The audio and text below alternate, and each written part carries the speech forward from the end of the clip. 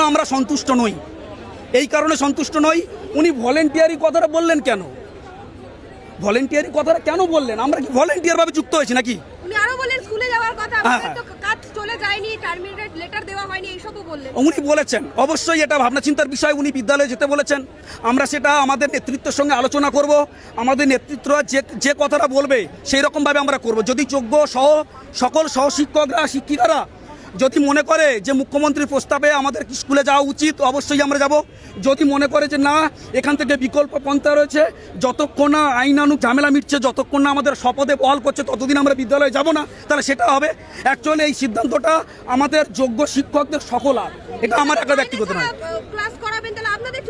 না, অবশ্যই তো মাইনে, যেখানে পারিশ্রমিক, আমরা পরিশ্রম করি, আমরা যদি আমাদের পারিশ্রমিক না পাই তাহলে আমরা কেন ওখানে যাব?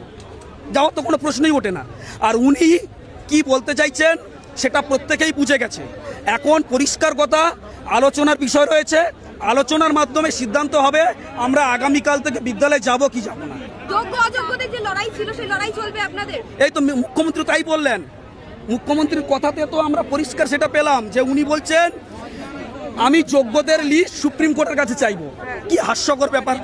আরে যোগ্যদের লিস্ট তো এসএসসি দেবে, পর্ষদ দেবে, সুপ্রিম কোর্ট কি করে দেবে? তাহলে উনি বললেন যে আগে আমি যোগ্যদের একটা বিষয় নেব, যোগ্যদের হয়ে গেল অযোগ্য। কেন? অযোগ্যদের প্রতি কিসের সহানুভূতি?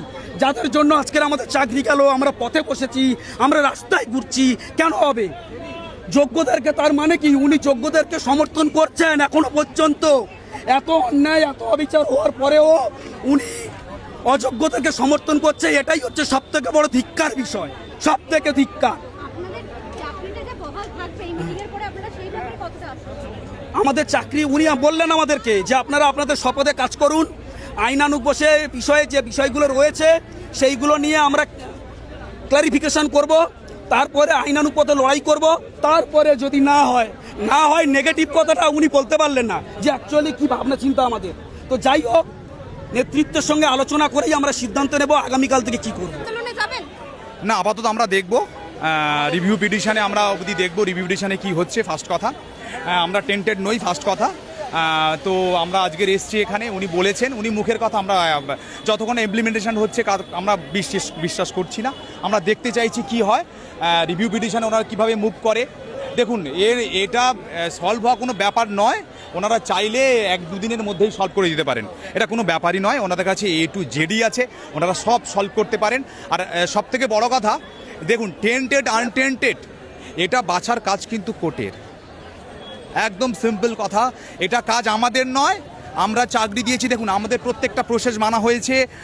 আমাদের গেজেট বেরিয়েছে, নোটিফিকেশান বেরিয়েছে, আমরা ফর্ম ফিল আপ করেছি, আমরা এক্সাম দিয়েছি। আমাদের এক্সাম দেওয়ার পরে আমাদের রেজাল্ট আউট যখন হয়, আমাদের ইন্টারভিউ ডাক করেছে, আমরা ইন্টারভিউ দিয়েছি। ইন্টারভিউ দেওয়ার পরে আমাদেরকে কাউন্সিলিংয়ে ডাকা হয়েছে, পাস করার পরে রেজাল্ট বেরিয়েছে, ইন্টারভিউর পরে আমাদের রেজাল্ট বেরিয়েছে, আমাদেরকে ডাকা হয়েছে। ডাকা হওয়ার পরে আমরা পাস করার পরে ফাইনাল রেজাল্ট আউট হয়েছে অফিসিয়াল ওয়েবসাইটে।